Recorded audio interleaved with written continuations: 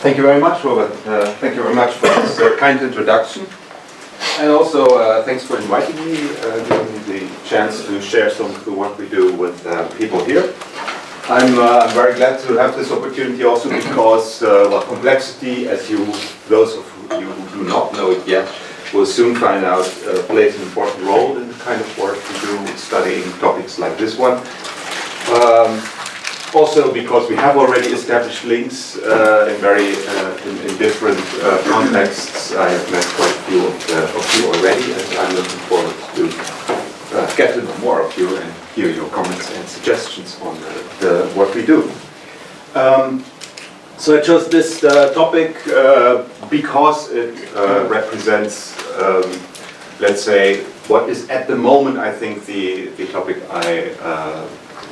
in my research group we focused most on. We also do other things, but we think this is a very important topic generally. Segregation and polarization. We study them independently from each other, but also linked to each other. How are these two things related from each other? To each other. By the way, when I say we, I also want to point to one particular organization I'm also a member of. It's, you see this thing here, and this stands for Groningen Center of Social Complexity Studies. So greetings from the Groningen Center of Social Complexity Studies to your Center of Complexity Studies. Well, this is also an interdisciplinary group. People from biology are in, economics, spatial sciences, and so on, and sociology. Okay, so the relation between segregation and polarization. Just as a start, let me say a few things why polarization is probably an important topic that we should think about. Maybe you have seen this graph before.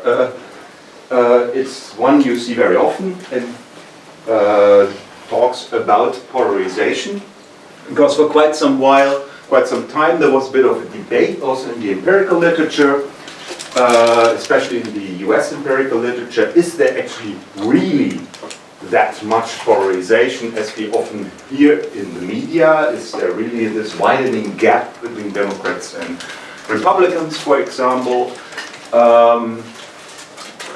They typically use then data like the General Social Survey and look at the distributions of opinions on all sorts of questions related to political, social, and so on dimensions. And often what you see is a bit unclear. On some dimensions it seems there's polarization, and then it may go away after some time when it's no longer such a hot issue. But in 2016, Mark Gensko wrote this working paper where he, let's say, aggregated quite a few of these different items asked in this large-scale surveys based on Pew data. Sort of, let's say, a factor analysis type of approach was used to extract a consistently liberal to consistently conservative dimension, and he looked then at different time points for which we have this survey data, and basically came up with this description of what seems to go on. So if you look at the distribution across over this consistently liberal to consistently conservative dimension, and you distinguish between people who affiliate themselves more with the Democrats and those who affiliate themselves more with the Republicans, you see that over time, and especially between here and here, there's a tendency that these two distributions shift apart from each other, away from each other. The medians shift away from each other. Probably if you go from 2014 to 2020, I think we would be surprised to see something else than that this gap is widening further. But I have to say I'm not aware of more recent replication of this. But this is sort of a tendency that seems to be there.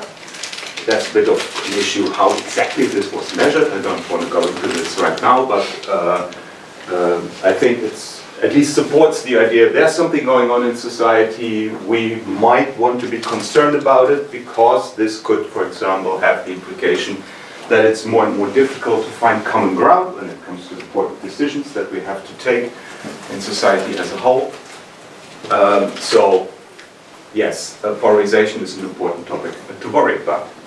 And just to move more towards the Netherlands, of course you can have many examples related to it. I just took this from a study.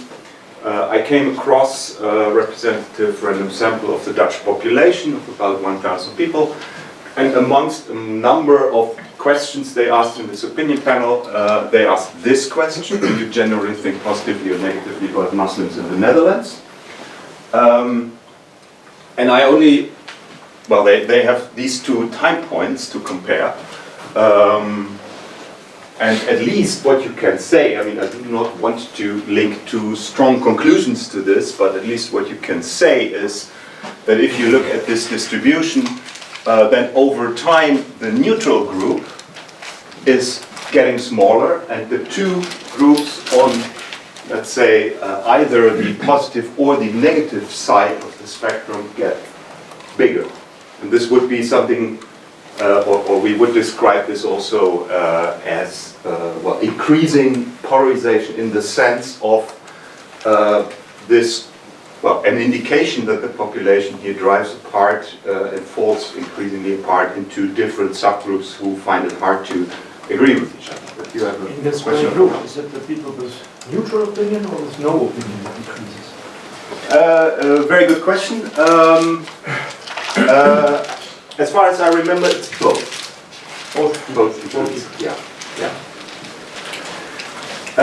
Let me show you one more recent piece of recent evidence. So this is from the Sociaal en Cultureel Planbureau, the report Burgerperspectieven, which has received quite some attention in 2019, when they also focused, amongst other things, on polarization. And I think this is interesting because this is more about perceptions people have about polarization. It's not so much what do we see in distributions of opinions people have, but more, do people think that society is polarizing?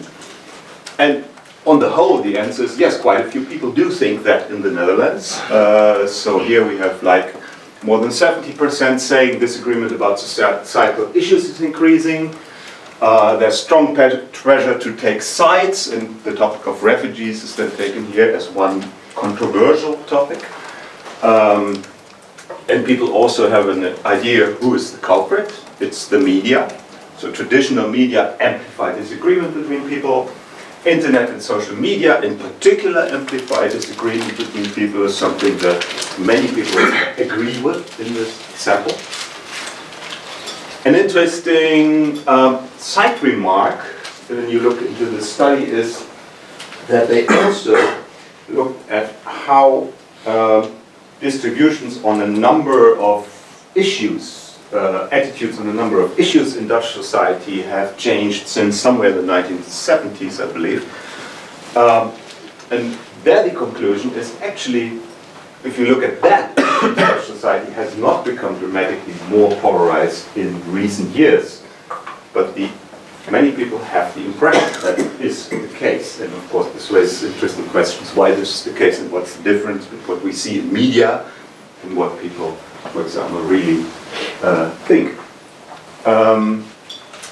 Okay, but having said all that, I now want to move to, let's say, the question, well, how could we, if we want to develop models that can, well, shed some light on how a phenomenon like polarization of opinions arises from micro-level interactions between people, in which people influence each other, interact with each other. Well, how could we go about this? From which kind of assumptions could we start? And first, I want to make a bit of a detour, or maybe go right to what you can find in traditional models of social influence dynamics, and that does not point to polarization at all, actually, because let's say one of the very fundamental assumptions you see in much of empirical research, but also in many of formal models then drawing on this, is social influence at an individual level between individuals who interact in the way it's expressed here. So the tendency to alter your opinions or whatever, to become more similar to the opinions or whatever of the people you interact with. There are a range of, let's say, research lines that can be linked to this idea, providing various aspects of empirical evidence pointing to this. Think, for example, of these famous conformity experiments done by psychologists, which suggest that people really are feel a strong urge to agree with others, particularly in situations where they are uncertain, maybe they get it wrong, and maybe others know it better, and then we have this tendency to easily agree with others. So if that is the case, if that is a very fundamental social mechanism going on in many social interactions between people, then why in the end don't we all have the same opinion? Why is our why don't we come together at some consensus point, assuming that everyone is exposed to interactions with other people and society does not fall apart into totally segmented subcamps? This is actually a question that also formal modelers formulated as a sort of a challenge, an issue.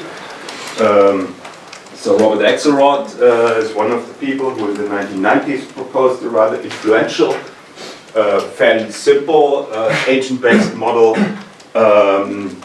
addressing what he called the dissemination of culture, and he was interested in this discrepancy between local convergence, so let's say in your own local network you see agreement around you, and global polarization, society as a whole seems to fall apart into many different groups which do not agree with each other. But he started, let's say, this endeavor with this statement: so if this is such a fundamental thing, if people tend to become more alike if they interact, why do not all differences eventually disappear? And in the 1960s, Robert Abelson studied empirically, let's say, communities in the US and how opinions there formed, and came up with this statement based on mathematical models of social influence that he used to try to understand what's going on. So what on earth one must assume in order to generate the bimodal outcomes that we find in these studies? Bimodal, well, that was in the 1960s, but also then it was seems to have been the case in the US that we saw this strong distinction between Democrats and Republicans or other cleavages separating communities. Since then, of course, a lot of work has been done, many models have been proposed, and people have tried to make sense of this from a formal modeling or complexity perspective. And one of the problems that we, when I say we, I mean a number of authors who worked together on an overview paper on this literature, that we felt is really there in the literature now, is that we have very many models, and we have very little insight into how these models relate to each other.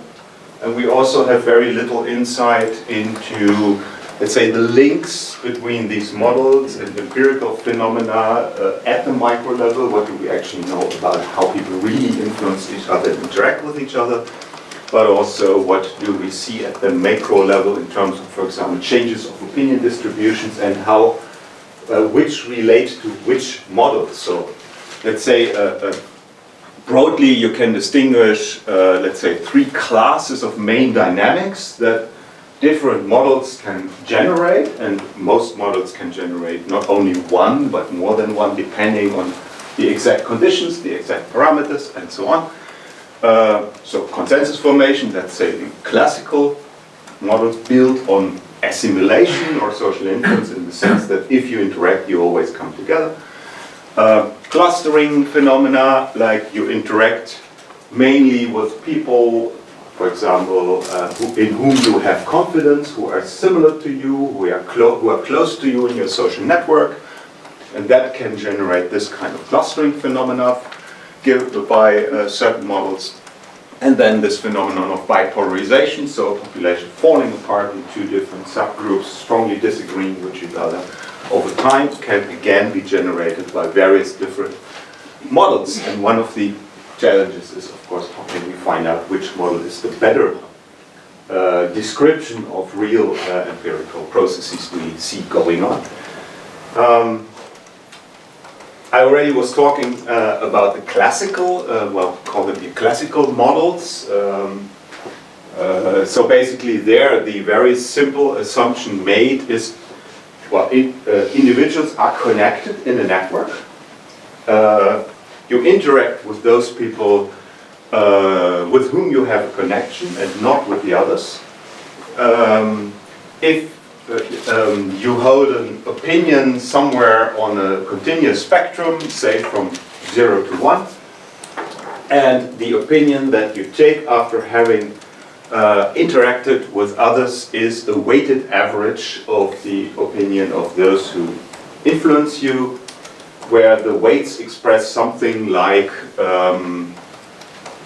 their persuasiveness, the intensity of interaction with you, maybe power they have over you. But generally the structure of the network is an important factor in how exactly the dynamic evolves. But as long as the network is connected in the sense that there is no one who is totally isolated from outside influences, in the end what you get is consensus. And this is because these are linear models and they always converge to one equilibrium in which everyone agrees in the end. This is not to say that there cannot be temporarily some disagreement, some clustering. Here I take just one illustrative simulation from actually a paper I once published in the Journal of Archaeological Method and Theory, because they were interested in the diffusion of technologies and why sometimes you find archaeological evidence that technologies seem to not be adopted from different cultures, although they would be the superior technologies, but there seems to be something going on like, well, cultural rejection or so that's why they were interested also in this kind of models. Well, this shows that if you have a spatial structure like this very simple circle graph here, and you start from an initial random distribution and you use this kind of model, that temporarily for a while you get these clusters. So here we have a region where they mainly have this 0.6 opinion, and here we have a region where they mainly have this 0.4 opinion, and this is of course because local tendencies to go in the one or the other direction initially amplify and become robust temporarily, but in the long run we end up also here with consensus. So, well, that raises the question, why could there be polarization in the sense of falling apart into different subgroups? And there are, of course, various also intuitive ideas around why this happens. There's also a lot of empirical research. And I just want to show you now one intuition, which is a rather prominent one, and then how we translated this into formalize. So one of these intuitions is it has to do with the fact that we have this tendency to interact with people who are similar to us, grouping of like-minded people, which can be also, of course, driven by exogenous processes, like, for example, residential segregation, increasing between ethnic groups, between different social groups, which seems to be what we see as the empirical pattern. For example, in the US, racial segregation seems to have increased in recent decades. And the idea then is, if we interact mainly with people who are like us, we will be reinforced in what we already believe. We are sort of in our own bubble, as here, for example, Barack Obama expressed in his farewell address, as concern. So this happens in society, and this is really a concern, because people then at some point start to, well, get disconnected from other social groups and only believe in what they see around them in their own bubble, and lose the ability to, let's say in the end, to be open for other points of view, to make compromises.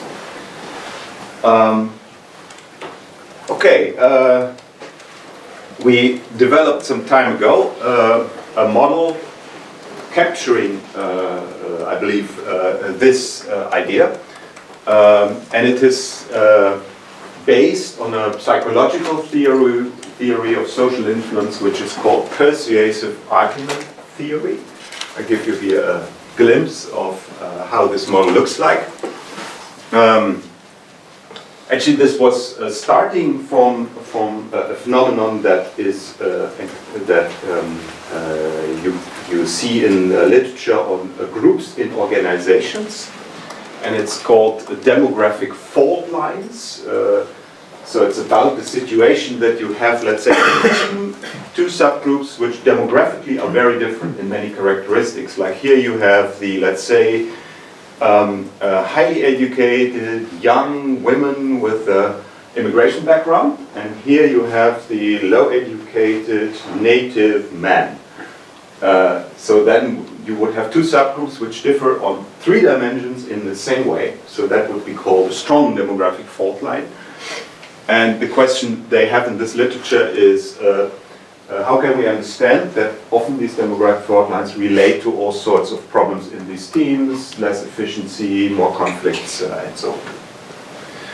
And there's this informally elaborated theory to explain it. Persuasive argument theory is one that we then try to formalize, and we did it in this way. So a starting point is the idea, if you hold an opinion between 0 and 1, this is a reflection of the set of arguments, pro or con, that you know and have in your memory, so to say, present in your memory. More con arguments, you are more on the plus side, more pro arguments, you are more on the plus side, more con, you are more on the minus side on the spectrum from -1 to +1. That's one important assumption. The second important assumption is, if you interact with someone, you will adopt an argument from that person in this interaction. And we assume your memory is limited, so you will also drop one argument. You can implement this, of course, in different ways. We did it as simple as possible. The other person is communicating to you a randomly chosen argument from her memory, and you drop a randomly chosen argument from your memory if you interact.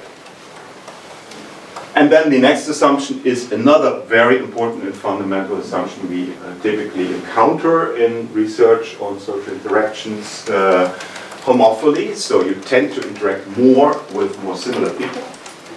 And here the implementation is, the more similar I and J are, the more likely they are to interact. This has some interesting implications. So one is, if you and me already agree a lot, that means we both have already many arguments leaning in the same direction in our memories. Then I'm very likely to hear from you an argument that supports what I already think. It could be an argument that I already know, in which case nothing would change. But it could be a new argument supporting what I already think. So if two people interact who already lean towards the same direction, they are likely to move both towards that extreme even more as a consequence of their interaction. If two people interact who disagree a lot with each other, then it's very likely that they learn from their interaction partner an argument contradicting their current tendency, and then the result is very likely that they move towards each other rather than towards an extreme opinion. So that would be a moderating effect. Okay, let me give you a brief impression of the dynamics to which this leads. So here we have a starting situation where demographically these two groups are totally distinct from each other. These individuals differ in 4 dimensions from each other, but depending on whether they are in the one or the other group. But the initial arguments were distributed randomly, which means, because the similarity is based both on whether your opinions and your demographic profile are similar, which means that initially there is some overlap and some similarity even between people who belong to different groups. So we could see this as a demographically segregated structure, maximally segregated structure if you want, where there still is the possibility of interaction initially between people from the different groups, and that's indicated here by the gray lines connecting these dots with different colors. And if we now run the dynamics of this model here, then, well, they exchange arguments, they influence each other, and for a while there is not much changing in the structure of these networks. Their relative or their distance from each other indicates basically how much they agree with each other here. But after a while, you see this and then that. So in the end, let's say the structure imposed by this demographic segregation has also translated itself into what you see on the level of the distribution of opinions. And if you look at this, you see a bit more, let's say, detailed description of what happened in the simulation. Especially to the right, you see the distribution of opinions on this opinion spectrum. What underlies this is that, of course, you are more likely to interact with others who are more similar to you, so you are likely to agree more and more with them, and at the same time become more and more extreme. There is one more assumption that is important here, that the two subgroups already have some bias towards the one or the other side of the opinion spectrum, because that means that already existing tendencies to go in the one or the other direction are amplified by this process of interaction. So over time you see that more and more we see in this network where the lines indicate probabilities of interaction, we see more and more these subgroups separate out, and we see that happening alongside with an increasing polarization in the opinion distribution until we end up in an equilibrium in which both subgroups have adopted opposed, totally extreme opinions, and there is no possibility anymore to communicate across subgroup boundaries. The probability has just dropped to 0. That's why it's that stable. So your initial condition, is that the only thing that is breaking the symmetry? So if I run your model is time reversible, right?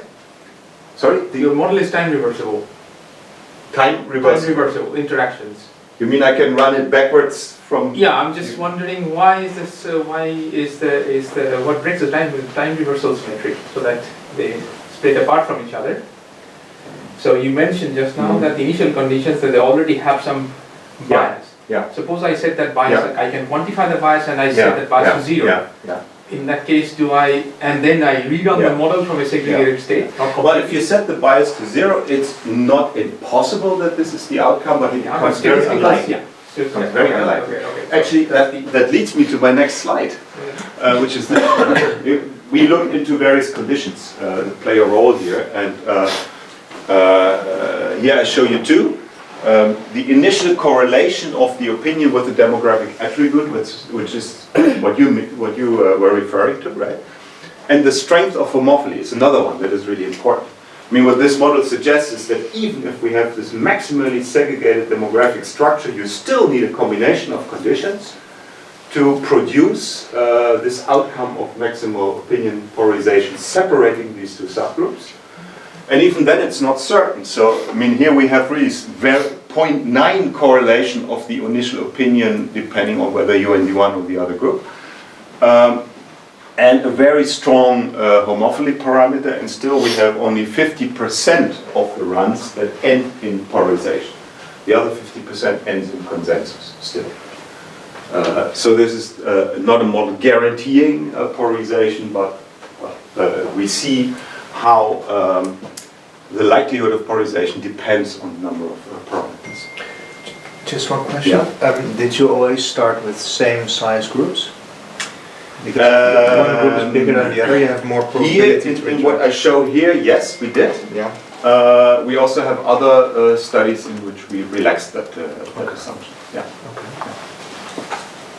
So one thing we were then also interested in is what happens if you reduce the segregation in the demographic space only a little bit. And we introduced what in some literature has been called crisscrossing actors, so individuals, agents who, due to their demographic profile, still have some overlap always with both groups. So they have something in common with both groups.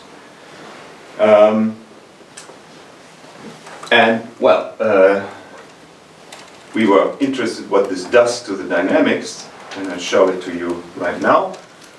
So it seems nothing, but yes, it does actually change a whole lot.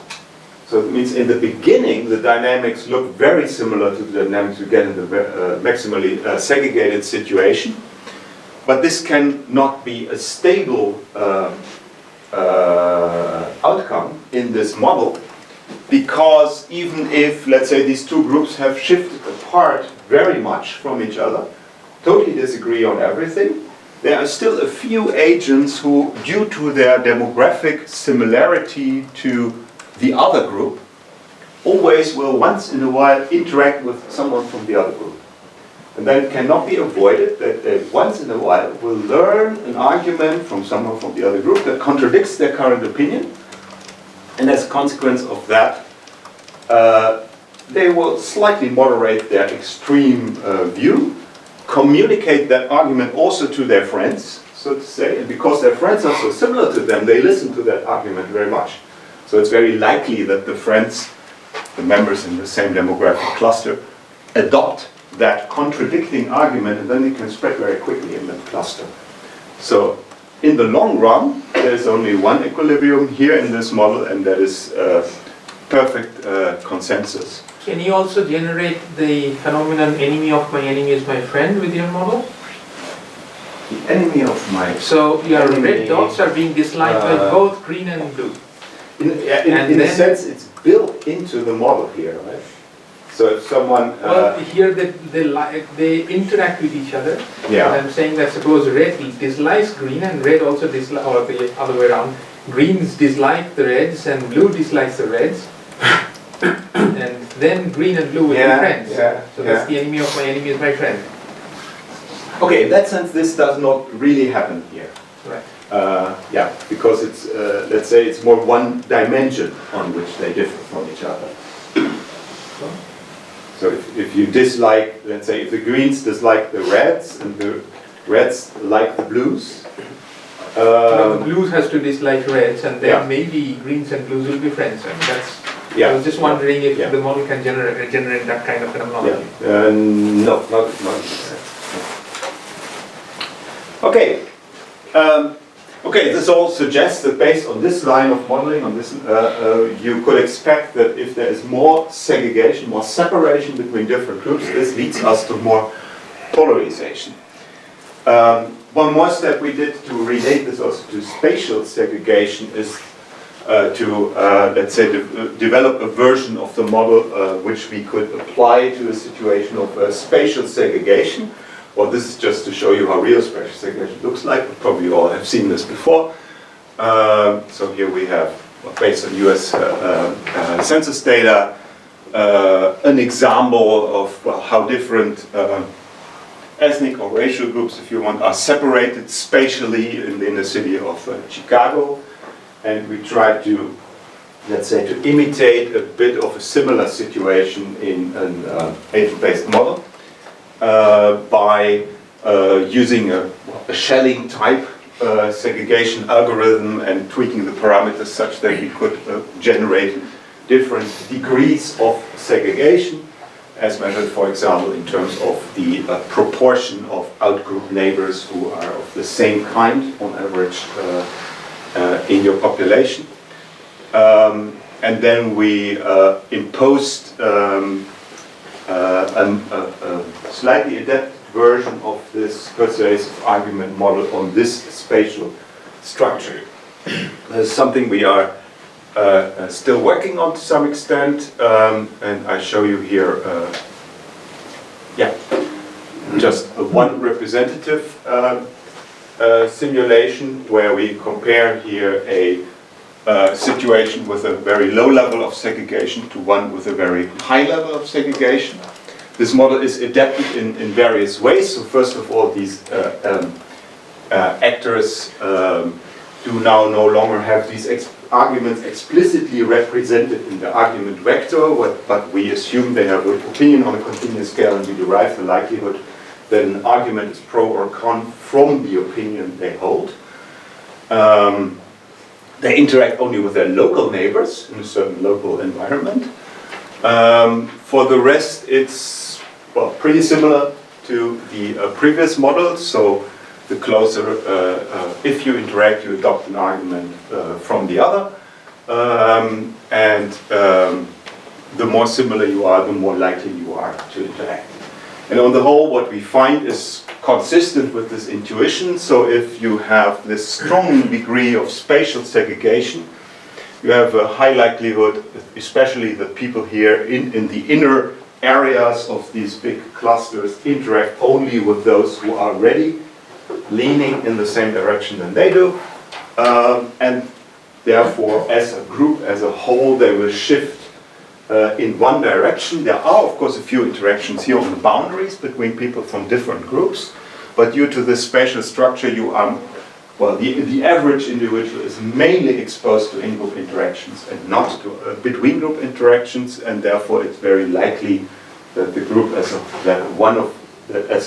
group as a whole, you shift towards one extreme end, and the other group shifts towards the other extreme end, still making this assumption, which is still necessary, that initially there is this bias already. Without that bias, you wouldn't see this pattern, or you would see it only very rare, exceptional simulation runs. This is a classic coarsening phenomenon in physics, and what is really important is that the interactions are local. Yeah. As soon as you put long-range interaction, it will all dissolve. Indeed. Yeah. Yeah, that's also what we find here. Yeah. Locality of interactions here very important. So you can imagine back in the day, before media and the technology to communicate to large masses, local interactions were the only ones. Now, I guess social media is the extreme, where you have interactions happening over large distances. I guess it doesn't disintegrate completely. Like you see, there's still racial segregation. Do you know have you looked into that? I mean, there are. We are working on versions of this model where we break down, let's say, the segregation in a controlled way and introduce long-range ties, as it's also sometimes called. My intuition would be the same than yours. It will reduce these tendencies, but probably not totally eliminate them. I mean, one other thing that is to be said about that is that, as far as I know, the empirical research on online interactions, it very much suggests that many of the structures we see offline are projected on online settings. Yeah. So also online people are likely to interact with similar others, are likely to cluster in demographic subgroups similar to those we see offline. But that is my common sense still an will tell interesting me question what that means. My common sense will tell me that if I hold racist views and I agree on someone living 200 kilometers away with another racist view, it's very unlikely that I will actually move there physically. So you will not. So one of the arguments here in the literature is that indeed, therefore, online interaction increases polarization because now we can even better avoid interaction with others who do not agree with us. Related to the online question, have you thought of introducing, let's say, malicious agents? So agents that pretend to have certain opinions to increase their influence with others, but in a specific set of opinion, they really try to push you in a specific direction? Very interesting idea. Not in this modeling context. We have looked at it a little bit in other contexts. So once worked on a paper with a colleague where we had what we call stubborn actors. So actors who never change their opinion but only try to make others change their opinions, and that gives very interesting phenomena. But yeah, not maliciously concealing their opinion. No, nothing with someone concealing their opinion. No. Okay. No, definitely. No. Yeah. Okay, should we start? Maybe it's already time for the discussion. But what you could, what I was wondering is, what has changed in the last 20 years that has increased segregation so much? Probably social media, but what aspect of that, and what has the role of common ground media like the daily news in Germany or here in the Netherlands? Did they have an influence in this? Do you think they could have an influence in this model? Could have had an influence to prevent segregation? Maybe the centralized source of information is becoming less trusted. Of course, we have. There is no longer a monopoly for. I mean, there was a time that one-way communication was dominant in telecommunications. Yeah. So we have ended this era now, which Bullinger already predicted in 1983. So this. Is there would there be a discernible effect to credible mass media? I think that's not an easy question to answer. I mean, one answer can be thinking from those models. Now people would have more and more the possibility to choose the media channel that tells them what they actually already want to believe and think, and that is what is consistent with their prevalent view. And that should increase polarization, giving this type of model here. At the same time, even with, say, centralized media, there are actually some models that I know of that more or less convey that message. With a centralized media, you still can have, let's say, filtered perception of the messages. So some people see this part of the message and other people see another part of the message. And it depends also what people in your local network think, which opinion will actually be reinforced by the media exposure. Because because symmetric transmission opportunities in face-to-face communications were always there. Yeah. In mass media, they're relatively new. So I'm wondering whether there would be whether polarization would come from that shift. But there is. I do not. I am now asking something you did not model, so I apologize. No. Perhaps I always speculate. or perhaps a very much higher cycle. I mean, perhaps a cycle of like 300 years enlightenment, and then we are now in a cycle of, well, hopefully not 300 years darkening, but or 2,000 years of civilization going step by step towards a higher phase, and then now a temporary correction. Yeah. Because, like the internet, the last 20 years, of course, you had in the end 20s, early 30s, that other mass communication had more critical mass, like radio. So you can't say that radio was the reason of populism in the 30s. But it was a catalyst, perhaps, that made it easier. But So, I mean, if I try to translate what you say in this framework, it might be that well, this is a complex process, and if you change this one thing, it's not so straightforward what really the consequences will be of the self-organization dynamics. So it will be a bit in line with these models suggesting that even if you have a centralized media message reaching everyone, the result may be increased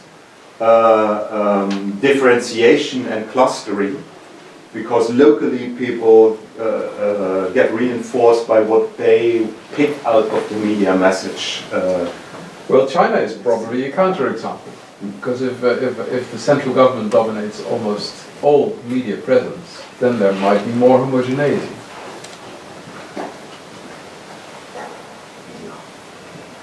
Interesting point to think about. Yeah. Well, I see 1, 2, 3, 4, 5 people. Discussion has started. I see. Okay. And yeah. I don't know. Yeah, we start with Wojtek. Yeah, well, I just wanted to comment on this question earlier, that the empirical evidence for the idea that social media increase polarization is actually very limited. Many people seem to take this for granted, but empirically there's not a very strong case for this, even though there has been a lot of research that includes findings like social media networks are very similar to offline networks. Findings like people who use internet and social media more do not have stronger opinions or do not have opinions that shift faster. So, thank you. So the question becomes even more important. So what did change? Yeah, speed. That's not maybe it's not social media. Yeah.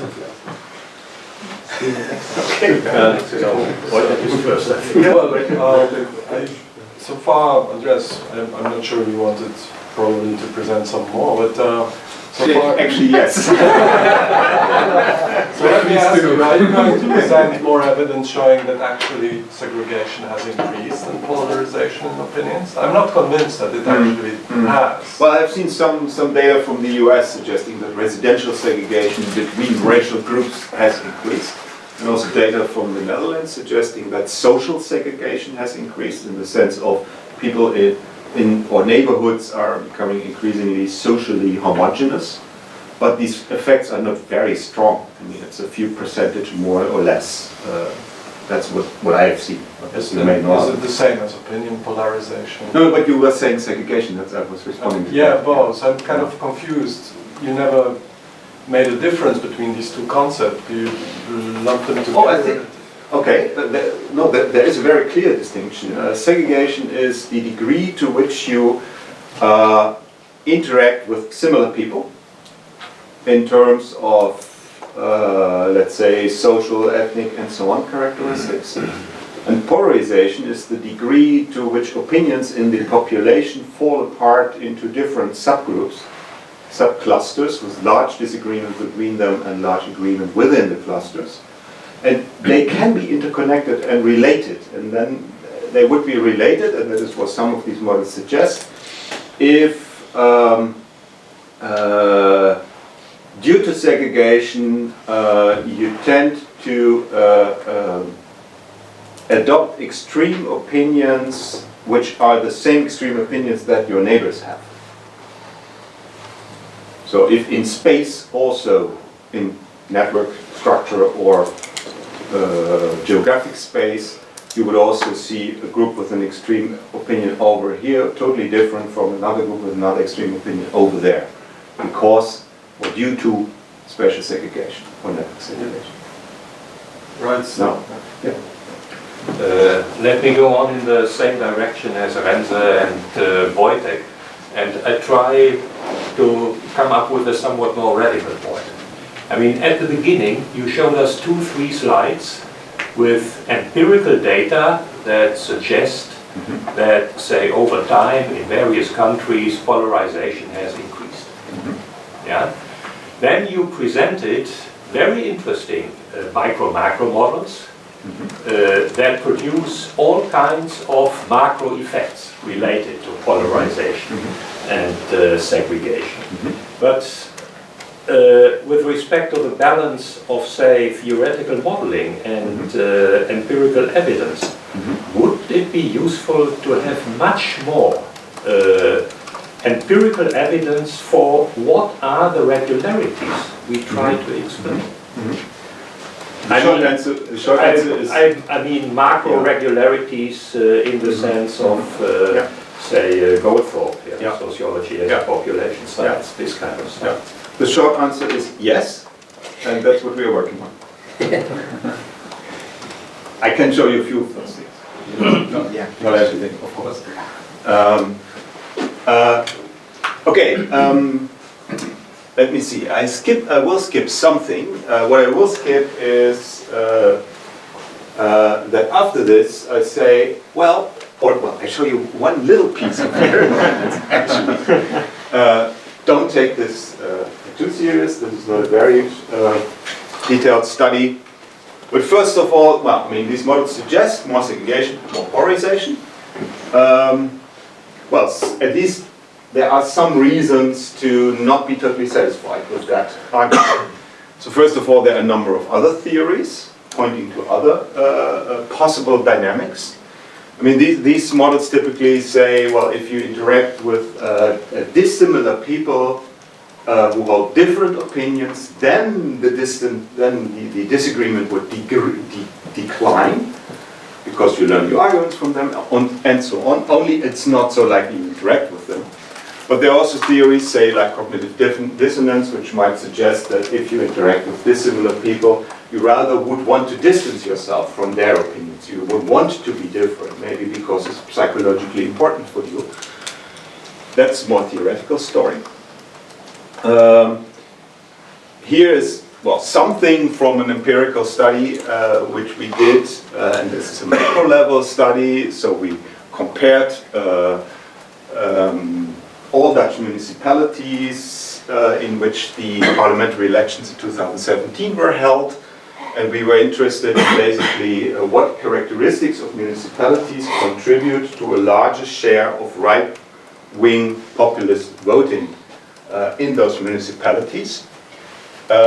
Assuming that this is an expression of polarization, which in itself is something we could debate, assuming that this is an expression of polarization, based on those models, you would expect that if you have more segregation, you should see more right-wing populist voting. Well, if we throw, if we run a model controlling for all sorts of different characteristics of municipality, a regression model, including as one of the characteristics residential ethnic segregation between immigrant and non-immigrant residents, we find that the more segregation there is on the whole, the less right-wing populist voting you see. Not a very strong effect, but statistically significant. That runs sort of counter to this intuition. And there are various theoretical arguments you could give why that actually may happen. And I would now go into, let's say, a series of models that we worked on and that other people work on, which suggest explanations for that. I will not do that now in detail. I will just give you the intuition. The intuition is, well, these models retain the assumption that if people who are similar interact, they will come together with their opinions, so social influence. But they add the assumption that if people who are dissimilar, and that could be in opinions or in demographic ways, a weighted combination of the two, if people who are too dissimilar interact, then they actually will move apart from each other. We call that sometimes repulsive influence or negative influence in some models. And basically, if you add then segregation into the equation, that means that you get a, let's say in a highly segregated world, you have a situation where relatively dissimilar people encounter each other rarely. And you mainly interact with similar people. According to those models, which assume that, let's say, distancing and conflict and disagreement occurs mainly where dissimilar people come together, that should actually reduce polarization. So more segregation, according to those models, would reduce polarization, and that's exactly also what we find in those models. I will give you just one impression of that. Here's so here I show you a simulation where we have implemented this kind of model. Here you see again such a segregated structure. So the orange crosses, that's one group, one ethnic group if you want. The others are another ethnic group. And the gray to white coloring scale indicates the opinion, initially randomly distributed. Again, everyone interacts with local neighbors. And then here is what you see if the dynamic unfolds. You see in particular that here at the boundaries between different regions, these agents move either into the black or the white end of the spectrum. So here you see a lot of distancing, but in the inside you see a lot of gray. And that gray stays around for a very long time, meaning here people hold on the whole rather moderate opinions. If we translate this then into an analysis, what is the effect of segregation? We find on the whole indeed that with this type of models, and these are different versions of the same type of model, more segregation goes together with less opinion polarization. Okay, and this raises now the question, what can we do about this when we want to link it to empirical work? And what I mainly want to argue is that we need, I think, at least two strategies. So the one thing is, well, this is a social complexity model, so we know that what happens at the micro level, or at least we can show also based on this theoretical work here, that what happens at the micro level has a strong impact on the macro patterns that arise, but in a non-trivial way. It's not really clear how it relates to each other. Basically, with these models, you can argue, well, if you have this microprocess or that microprocess may be decisive for whether you would think that segregation increases or decreases polarization. So you rather would like to know more about what is, under which conditions, the microprocess that really goes on. And one of the approaches we have, and I think we need in this is, well, doing experiments, creating situations in the lab that allow us to distinguish whether we see more than one or more the other microprocess in social interactions. And another approach is, I think we also have to look at patterns in macro data, identify what we can see there, for example, under which conditions, segregation would be one of those conditions. We see, for example, polarization increasing over time or decreasing over time, or being higher in one society or city than in another society or city, and see how this relates to each other and whether our models make sense of those patterns and which of the models is better capable of making sense of those patterns. I want to give you just one for the first thing, for the experiments, one impression how we do this. Well, should I use this? Yeah, let me use this. So here we have an experiment that we did a couple of years ago where we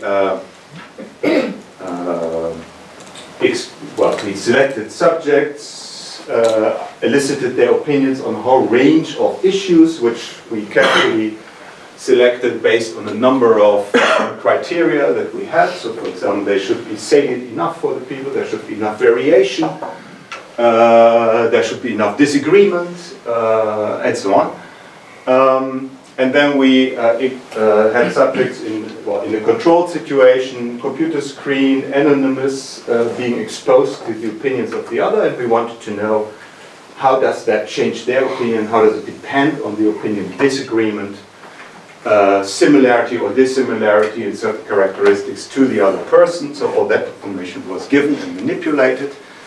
And basically we wanted to see under which conditions would it happen that people distance themselves from the others, because that was a crucial assumption in some of these models.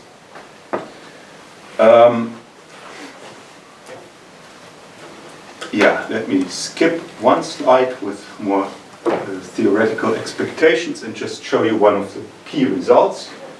So here we see how the opinion distance between the participant and a source of an opinion to which you got exposed, how the opinion distance before the second opinion measurement related to the change in the participant's opinion. So whether the participant moved away or towards the opinion of the source.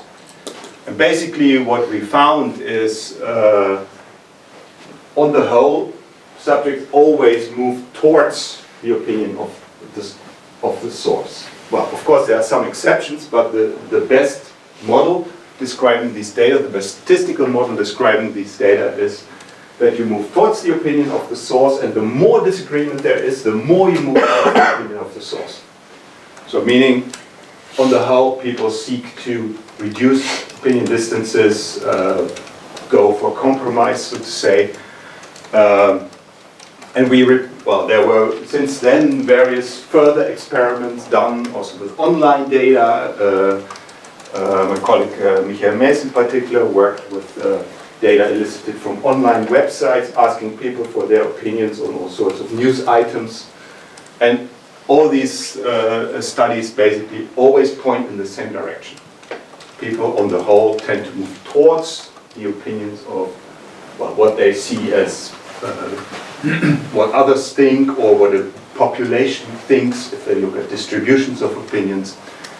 So there's less evidence of this, little evidence of this repulsive influence going on. The other strategy we could and will follow in future research, I skip a lot of stuff here now, is look at opinion distributions that we elicit from surveys. And there are actually a whole lot of these surveys looking at lots of different types of issues. And you can analyze these distributions and look, let's say, at their structure. That's what we are currently doing in an international project. This is what particularly colleagues in Germany are now doing. And you can measure characteristics of, for example, different countries in terms of what is their level of social segregation, but also, of course, lots of other characteristics, and see how this relates to each other and which of the models for which parametrization can better replicate the patterns that we see. And this is now a very coarse-grained description, but that is basically what you want to do in a new project, this new project that Robert was mentioning at the beginning. This gives just a brief overview on that project, basically conveying the message. We want to do micro-level studies, experiments, and we want to do macro-level studies, looking at survey data. And the thing that links this to each other is, let's say, agent-based modeling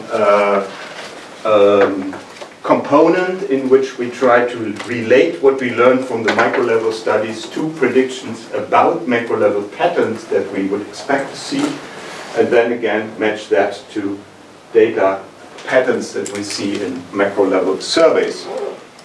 And we think for this we really need a whole range of different expertises, and I just want to give you an impression of what is involved here. So these are the PIs of the PIs and co-Is of the various different groups involved.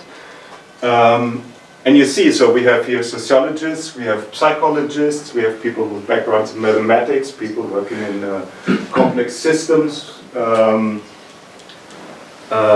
Yeah, that's basically the menu, and I think we believe we really need the combination of these different expertises to make some progress here. So this is this Aura to Realism project that Robert was mentioning at the beginning. Okay, I think I should leave it at that, and I'm happy to answer more questions that you have. A few quick